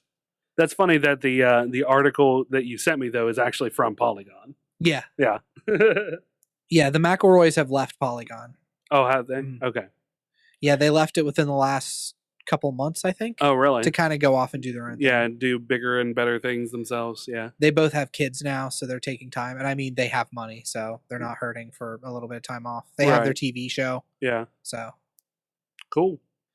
But yeah, I don't know. I just thought that I've been wanting to do a real play. I would absolutely love to. In fact, it's funny that you mentioned that I was looking at overhead mics the other day just because I wanted to price them, and I was like, what if we want to start recording the D&D sessions again sometime? Yeah. And just getting in there and doing that. The D&D sessions are pretty much just as fast and loose as the podcast. So if you like the podcast, you probably like the D&D sessions. Yeah. I mean, at this point, it would be like doing a podcast now, doing an actual play. Yeah. We would be just throwing our voice into the wind with 1,000 other podcasts doing the same thing. Yeah. Well, nobody ever accused us of being early to a party. Yeah, exactly. Although you were right. You did record them years ago. Yeah. So going into some video game news then, Minecraft have fully released their update Aquatic. Mm-hmm. They have been kind of beta testing and releasing snippets and bits and pieces of it. So you are a big fan of Minecraft. Yeah. Do you still play? I haven't played in a couple of weeks, but yeah, I still play. Okay. So is this anything that you were looking out for, looking forward to, and excited about at all? Oh, yeah. It's adding a lot of stuff. It adds coral reef. It adds tridents that you can use as melee weapons or throwable weapons. Right. There's dolphins now that you can ride, like you can hold on to with dolphins. You can also, in your boat, if dolphins are swimming beside your boat, you get a speed boost. Oh, neat. And then they totally changed the swim animations as well. So you swim a lot faster underwater now. Huh. Okay. Yeah, and they added in shipwrecks and underwater zombies and stuff. It was a pretty huge update. Yeah. So, like, can you drown still, or? Yeah. Okay. But there's potions. You can brew water breathing potions. Okay, gotcha. That's a tongue twister. Yeah, you can brew water breathing potions? Yeah. Yeah, that is tough to say. I had to slow myself down. But yeah, I'm always excited when a new Minecraft update comes out. Yeah. I'm so used to playing modded Minecraft on my PC that when I play on my console, it feels so stripped and limited. Oh, really? That anytime they release something new on console, I'm excited about it. Yeah. So I thought it would be fun to get your opinion on it. I give it a thumbs up. 2 thumbs up from Brandon, everybody. Good time. I don't play Minecraft myself, but it looks cool. It's fun. I don't think you'd enjoy it. We've talked about it before. I think that you would get too caught up in the minutia of feeling like you needed to continue to mine over and over. Yeah. That you would get lost without building houses and doing whatever, dude. I played World of Warcraft where you had to mine for everything and herb and like get pigments and all kinds of stuff. Like, you want to talk about a game of minutia, those early on craftings. Oh god, I remember. Yeah. They're a lot better now. Yeah, I remember for tailoring. Man, that pissed me off so much when I was tailoring and I got to the point where I needed spider silk. Yeah. And I look up online, it's like, where do I go to get spider silk? You go to this one forest, but the spiders don't drop silk anymore because of some sort of error. So you can only get spider silk from the auction house now. I mean, that would have been something that they fixed, though. It wouldn't have been like that for very long. No, it was like, I don't want to say they didn't drop it at all, but it was a small area that was widely farmed, and it was like a 0.3%. It was a stupidly small chance to drop the spider silk that you needed. Yeah, that is true. That is absolutely true. Dumb stuff. Yeah. So moving on to some kind of tech news, Spotify has now finally released the update to Android where you can actually reorder the songs that are on your playlist, which is something that an Android user could not do. That seems like a really weird thing. Yeah, a really weird basic thing, right? Yeah. iOS users have been able to do it for a long time now. But yeah, just old fucking Steve over there in the Android app development team is really dragging his ass on it. Man, I hate Steve. He's the worst. He is. He always comes and drinks the last bit of the coffee, which I guess is kind of nice because that's always garbage anyway. But yeah, he doesn't make more. Yeah, it's like, he doesn't Steve, make more. You drank the last of it. Come on, dude. Make some more coffee. It's a social contract you've made. Exactly. Well, I just drank the last of the bad stuff. Nobody wanted it. It's been sitting there for 4 hours. Ooh. Just Yeah, maybe people wanted more coffee, Steve. Come on. just pour it out and make some more, Steve. Fucking God. Anyway, So thanks for the Android store. yeah, thanks, Jerk off. Steve. Friggin'. Speaking of apps and Apple, though, Apple apparently had a bug in iOS build 11.3 and earlier where whenever you used the word Taiwan or used the Taiwanese flag emoji, it would cause random phones to crash. Really? Yeah, it would cause random phones to crash. I'm so glad I'm not a coder. Yeah, I'm right. glad that that's not my job because that would be infuriating. And there was no rhyme or reason to it either. It was just some phones would and some phones wouldn't. Yeah. Yeah. So that's got to be somewhere between software and hardware speaking, that causes that issue. I don't know. I can't even begin to comprehend why it would No. do it. They have since fixed it, though, in 11.4.1. It wasn't a guaranteed thing that could happen, like I said. So, and it doesn't say specifically, this was from Engadget, but I think it apparently had something to do with China instituting laws and stuff for VPN apps, which apparently affected the messaging apps in iOS, where they had to remove CallKit, which is a framework that used an Apple-made calling interface for other apps. So I guess all of these. So I guess it was like China-specific phones. Okay. Where So where it they had had to conform to the laws that China had about apps that were affected by VPNs or something. I don't know, without getting too researchy into it, because it would take me another 2 hours to research this. Yeah. So, but I just thought it was a really weird quirk that only happened to some phones. It wasn't a guaranteed thing that would happen. Yeah, that's hilarious, though. Yeah. So, I don't know, weird. My last tech story then, I figured I'd kind of fly through some of these. Mercedes is planning to launch self-driving taxis somewhere in Silicon Valley next year.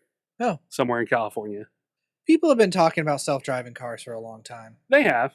But, the big automakers tend to work very slowly when it comes to instigating new technologies. Mm-hmm. And this one, the autonomous car is a big one. So the idea is that they are continuing to work on the hardware and the software that would do it. One of the main hurdles is the fact that the single Bosch stereo cameras that they're planning to use generates 100 gigabytes of data every 0.62 miles. So Bosch, and it's not technically Mercedes, it's like the parent company of Mercedes, Daimler. So Bosch and Daimler reckon that they will need the equivalent computing power of 6 highly advanced desktop workstations in each car to handle it. Jesus. But the space and power demands make that obviously a non-starter. So Daimler will work with NVIDIA, whose Pegasus AI supercomputer marks the best combination yet of minimal power consumption with maximum performance. Like 300 trillion operations every second. Because it can get a bit hot while running at full speed, the companies are planning to integrate water cooling for the computer into the electric car's battery coolant system. NVIDIA already works with over 370 automotive partners on autonomous efforts, but says Daimler and Bosch stand out. They have very detailed, articulated plans for new classes of vehicles. And these are supposed to be like a luxury sedan and a luxury hatchback. Okay. They're also planning to have a human physical driver that could take over in cases of emergencies. But you would basically call for it like an Uber. You have an app on your phone, you call for it, it comes, picks you up, But there's a human in the car? Yes. But just for safety purposes. Because the long and the short of it is, until the technology is fully accepted and realized, people are not going to want to be in a fully autonomous car. Yeah. Without a human present. Well, then it's not a self-driving car if there's a human there. It is if the human isn't doing anything. Yeah. That human is just another passenger. Yeah. Who can take over at a moment's notice. Yes. They probably have access to a wheel like a driver's ed car. Probably. So yeah. But I mean, know. if everything works according to plan, then there's no reason for the human to take over. Because we're talking about the computers and the cameras themselves taking millions of pictures a second, processing that information, taking it all into effect, and appropriately driving the vehicle.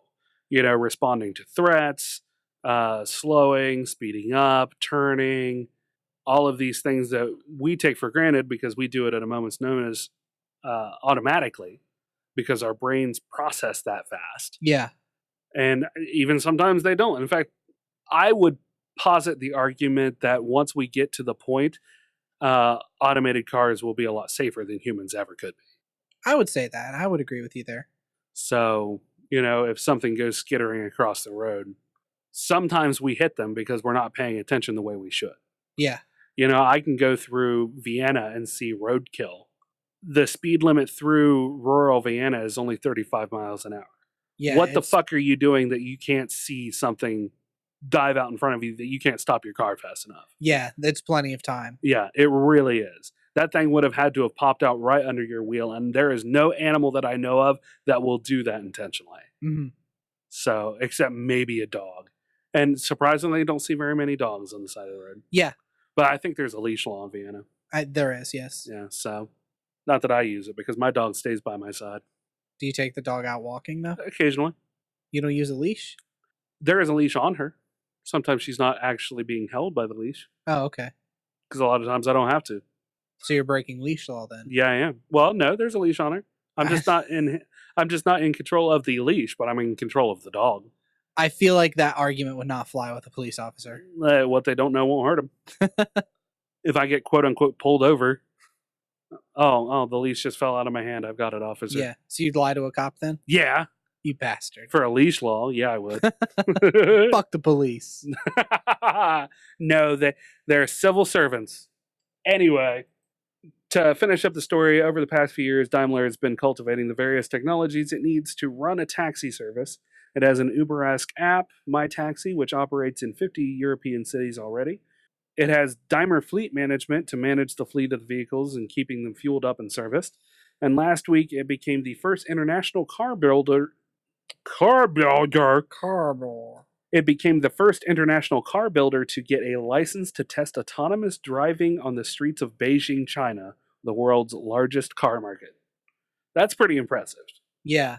That's got to be some slow-ass traffic in Beijing, though. Oh, yeah, I imagine. But very congested. Yeah. So I had some movie news as well. They released, I'm just going to cover it real quick. They released a live-action Bleach trailer. So for those of you who are anime fans and manga fans, Shonen Jump fans, if you haven't seen the trailer for the live-action Bleach, it is in Japanese. Bleach. But it looks so good. I know nothing about Bleach, yeah. But watching that trailer made me want to see the movie. It looks really cool. Yeah, it definitely does. Following the story of Ichigo Kurosaki, finding out that he's a Soul Reaper, fighting Hollows, which are basically corrupted souls of dead people who lived too long and basically went crazy. Their soul went crazy. Okay. Is the idea behind it.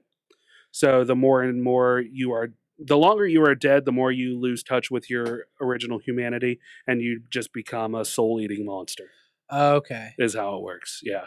So Soul Reapers exist to keep those from harming live people. So the longer you're dead, the more likely you are to turn into one of these? Yes. Just eventually you will become one? Yep. And continuing on, we have Billy D. Williams returning to the Star Wars universe. Yeah, I saw that. Okay, so I saw the news, and I haven't really looked into it, but it seems like a lot of people are really fucking being shitty about it.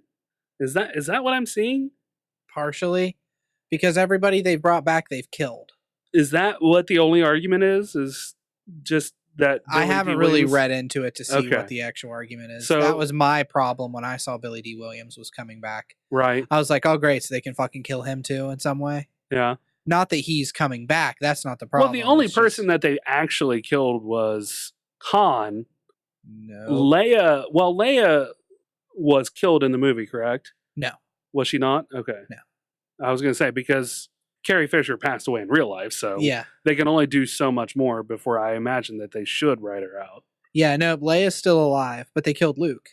Oh, did they? Yeah. Okay. You really need to fucking watch The Last Jedi. Yeah, spoilers, I guess, for a For anybody who has year and a half year old movie at this point. Yeah. Anybody who is going to see it has seen it, I'm sure. Yeah. Okay, but no, They I kill did off not. Luke, too. I did not know that. Well, They bring him back and kill him off in the same movie. That's why people are shitty about bringing back Lando. Like, oh, great, so you can fucking kill him, too? oh, okay. I mean, there's no way that Lando will get killed off.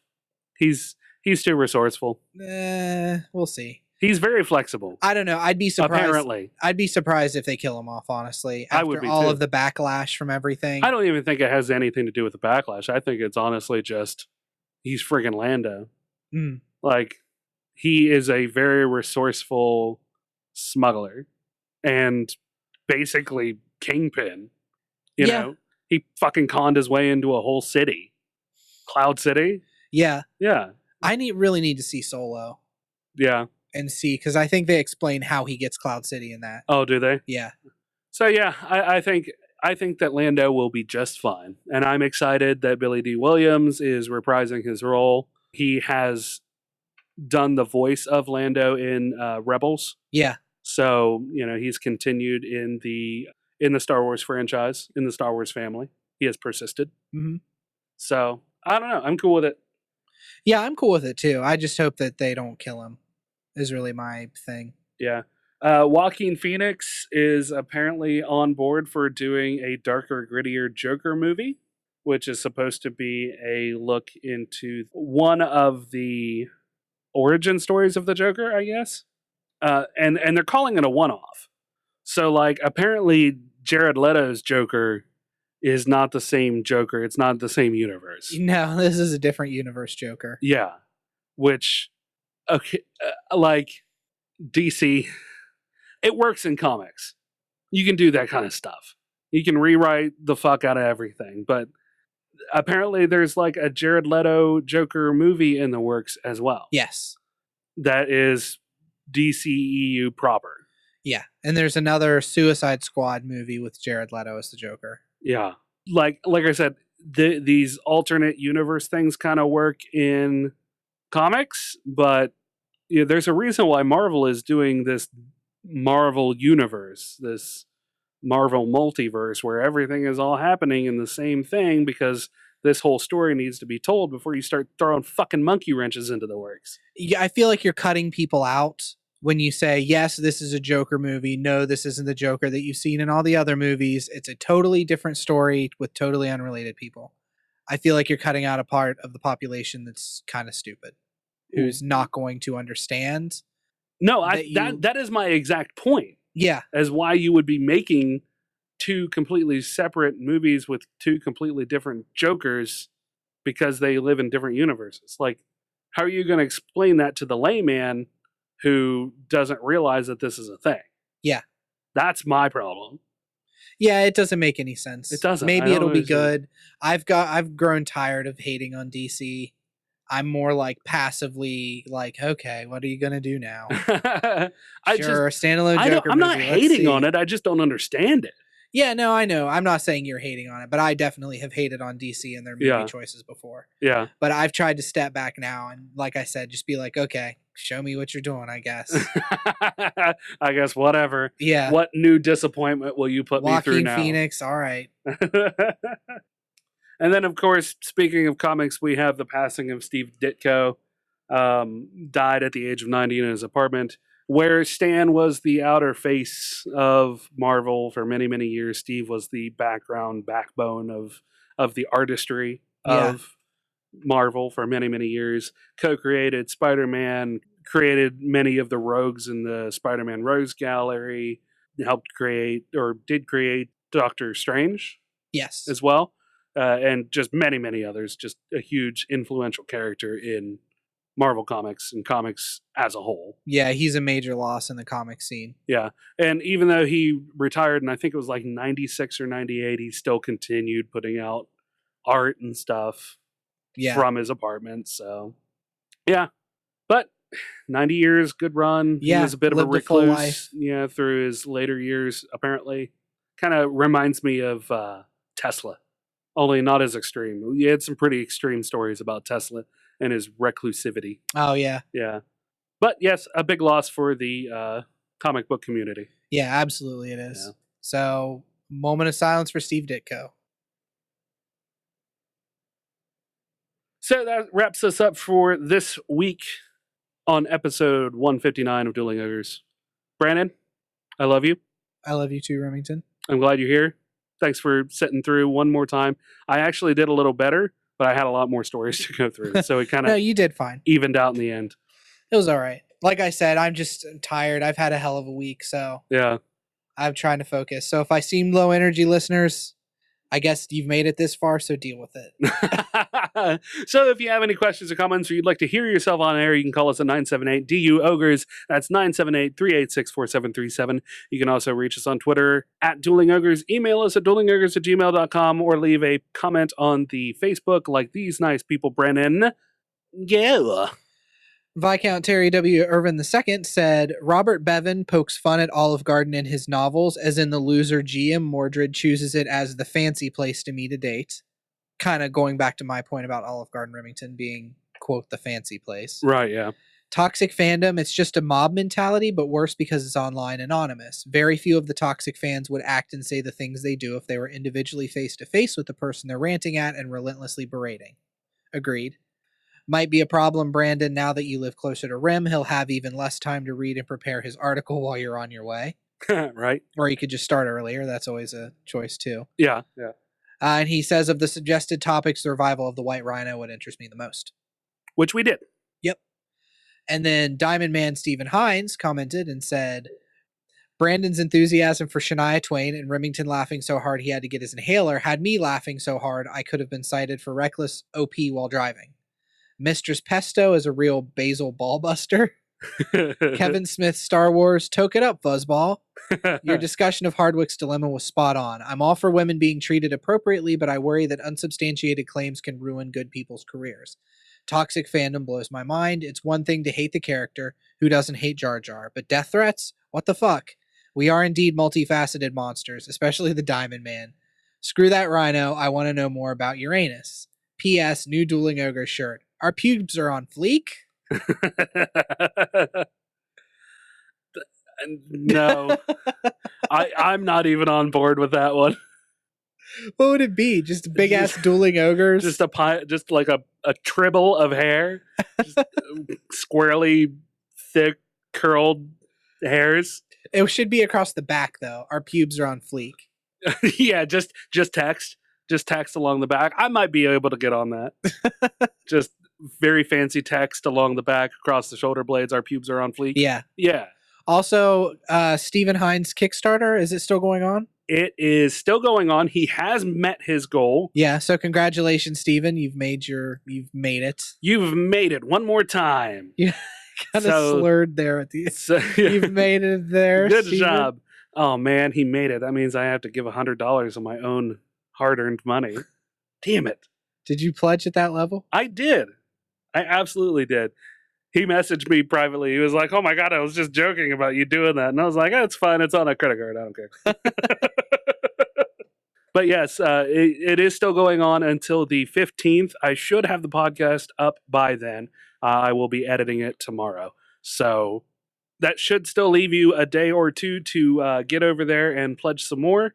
I don't know if he has any stretch goals set up or not. Yeah, he does. He does already? Mm-hmm. Okay, the last time I checked, he had not. So go check out whatever stretch goals he has and keep on being supportive of his work. We appreciate it. We appreciated having him on, and we love him to death. So, sorry, I was reading what the $100 pledge was. Okay. Yep, go help him meet those stretch goals if you haven't. Going over to Twitter for our shout outs as well, Mumfrey commented and said, Coon's age, yeah, best not to use that one, but I think it's especially true around the valley. He also linked me to grammarist.com usage of Coon's age. While it is not racial in and of itself, there was a racial slur having to do with African Americans calling them coons. Yeah. Yes. Which is not in reference to what the actual phrase means. So coon's age is not referring to like the slur coon. Coon's age is something related to a raccoon. The idea used to be that raccoons were very long-lived, we now know that that's not necessarily true. It's still, basically a very smart rodent with thumbs, Yeah. but rodents don't really live that long. So I think you can get the lifespan of a raccoon is like 14 years, maybe. Well, that's not bad. 7 to 14 years, something like that. But it used to be thought that raccoons lived a very long time, and they just don't. So that's where the phrase actually came from. Fair enough. Yep. Play footsie with you. You just booped my toe with yours. Boop. But I was still definitely nervous. Like afterward, I was like, the look that you gave me, I was like, what? It's a fine phrase. And I was like, now I'm questioning myself. I don't know. A fine phrase. It's fine. A fine phrase. Just indeed, because it's not sir. used anymore doesn't mean that it's wrong. I didn't think it was actually racist. Yeah. To your credit. Okay. I had a feeling it was referring to raccoons. Gotcha. Make sure to subscribe on our website, duelingogres.com, for new shows, articles pertaining to some fucking news. Some fucking news. Make sure to subscribe on our website at duelingogres.com for new shows and articles pertaining to some of your favorite geek news. There haven't been really any articles lately. Yeah, no, it's just been the episodes. So if you're interested in geek writing, like I said last week, you don't have to be a good writer. We can go in and edit, and I can help you get to where you want to be, to where I'd like to see you at. When I write, I am eloquent and overly wordy. Mm-hmm. I talk way too much, and I say too many things. Yeah. That was redundant. And that's the point that I'm trying to make. So, but if you just have a little snippet, don't be afraid to let us know. I'd love to share your geekdom with us and with our community as well. Yes. Also, be sure to leave us a 5-star review on iTunes, or find us on YouTube, iHeartRadio, or nearly anywhere else you can find the podcast. You can also hook up with our Discord. Go over to the website, click on our Discord, and join it, and talk to us live there. You can ask us any questions there, and we will also probably talk about them on the podcast if you so want. We're in the Discord. I'm in the Discord pretty much all the time. I have it connected to my phone, so. Yeah, and mine is always up as well. It's been pretty quiet lately. There's only a few of us in there. Yeah, I've noticed that it's gone kind of silent. Yeah, so it's not an overly active community, but we'd love to have you there. Yeah. So if you are into the Discord scene, but you don't like the clutter of a whole bunch of people in a Discord, come to ours. Yeah. It's really quiet. Yes, it is. Oh, geez, that's dumb. Oh, you remember the other day when I mentioned that we were on Stumble Upon? Yeah. Stumble Upon shut down. Really? Yes. So we are no longer on Stumble. So while we still exist on Stumble Upon, I guess it doesn't anymore. So that's a thing. So it took us down with them. Yes. Damn you, Stumble Upon! Damn you! So until next week, Ogres, keep your clubs blunt. And your tusks sharp. Good night.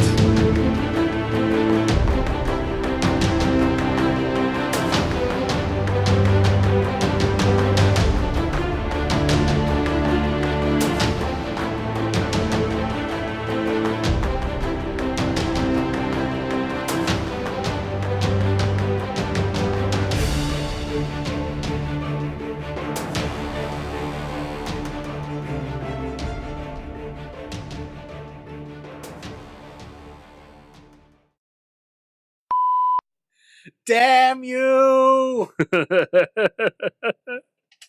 Con! Get out of my face, microphone! The recording has begun. Oh, has it? Oh, has it? It has. It has, in fact, begun. Check. Okay. Tired. Wake up, Brandon. Do you want a B12? No. Are you sure? Yeah, I'm sure. B12 is awesome. No, I'll pass on the B12. Why? Because I don't need drugs to feel good about myself or anything. You don't need naturally occurring substances that are good for the body and give you energy? Nope. I'm on the natural high of Klonopin that I took before my doctor's appointment. Yeah. All natural Klonopin. We'll go ahead and just talk about the Get the fuck up. Get up. Your hair is ridiculous. Why? Is it sticking straight up still? Yes. I just washed it and went right to sleep because if I go to sleep with the stuff in my hair, Mm-hmm. like the stuff that I've been coloring with, did I tell you about that at all? You've been coloring your hair? Yeah. No. Okay. So on Facebook, I'd seen this ad for a colored wax that you can brush through your hair and it gives you a color pop. Oh, yeah. It's like $20. Right now it's on sale for $10, but either way, it was like $20. And when I first saw it, it was even more expensive than that.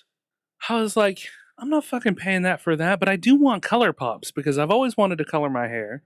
I just didn't because I'm an adult and I have a job and, Yeah. you know, I respect the chain of command and respect in a job, I guess, or whatever. Bullshit. You're the boss now, though. I know, but that still doesn't mean that I can color my hair. Yeah.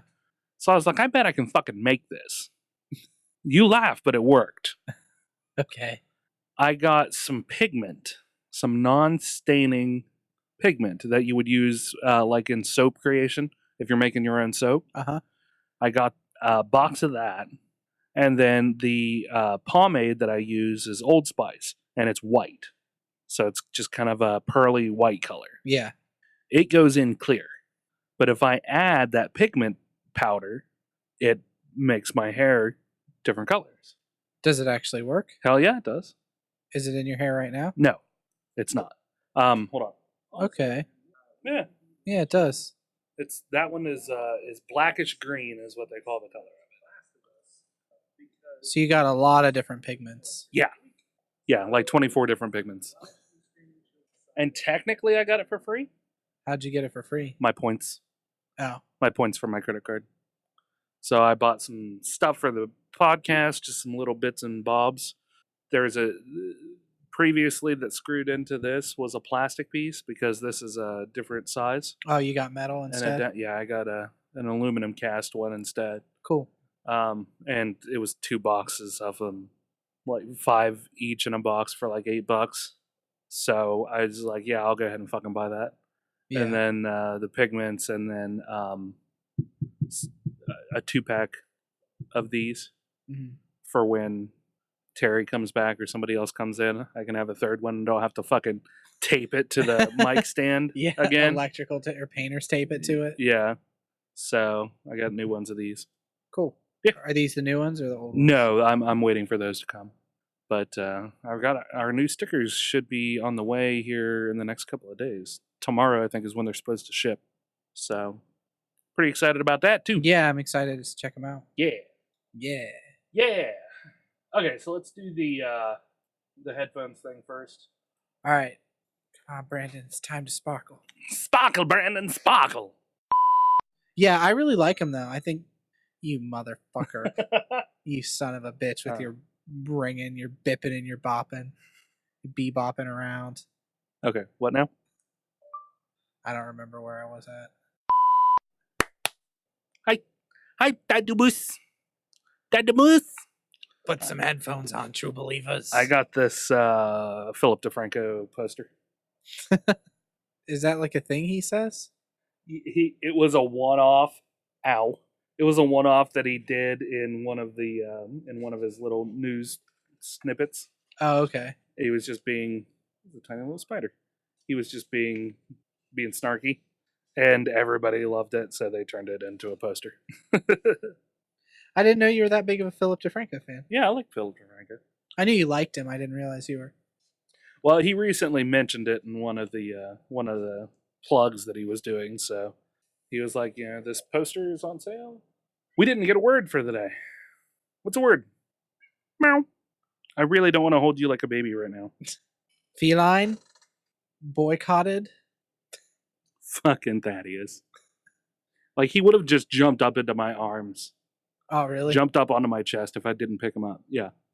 He would have just jumped up there, and he would have crawled up my shoulder and forced himself to hold him like a baby. Or forced me to hold him like a baby. Yeah. Because if I didn't, he would just plop down where he wants me to hold him. And if I didn't hold him, he would dig his nails into my chest. Sounds like a real bastard cat. Yep. I love you too, you little bastard. Word. I gave you like 4. Feline? Boycotted. Boycotted? Felonious. Felonious? Why felonious? Just because there's a word? Playing off feline. Okay. Our words haven't been connected to what we talk about in forever. This is true. Very rarely are they ever. Felonious monk. Monked. Monked? Monk the TV show. Okay, we'll do felonious. We've never done it. We've never done Monk the TV show either. No, we have not, but that's not exactly an adjective. All right, ready? If you want to see that, click down in the link below. I'll have an audio ad, or an audio. I'll have an audio. Fuck me. I'll have an Audi. I'll have an Audi. I'll have an Audi link down there. You can get Audible through it. Fucking idiot. Thaddeus, stop that. Chewing on my damn sign like a fucking Neanderthal. If you're hungry, dumb shit, go eat something. If you need to chew on something that you should be chewing on. God. I feel like I'm dragging. I'm trying to. You want me to slap you in the face? Yeah. It worked. Yay! Now my mind just feels. Can you slap my brain? Yeah. Hold on. Much better. Put your hands up and do this. Force it. Why did I do that? Because it forces blood into your brain and makes you wake up more. It's not that I'm not awake. It's just my brain is so foggy. I think from taking that Klonopin earlier and then working all day. And, yeah. So delicate. Okay. Thaddeus, not right now. Not right now, buddy. Not right now. Go on. Go on. You can. I will pet you with my foot. I'm just not holding you like a baby again right now. Yeah. I don't know. I don't know either. Jesus Christ. Yeah. This cat's like wrestling my foot. Yeah, he just flops. Florp. Florp. He just turns to a liquid. He turns to a putty. He's a non-Newtonian fluid.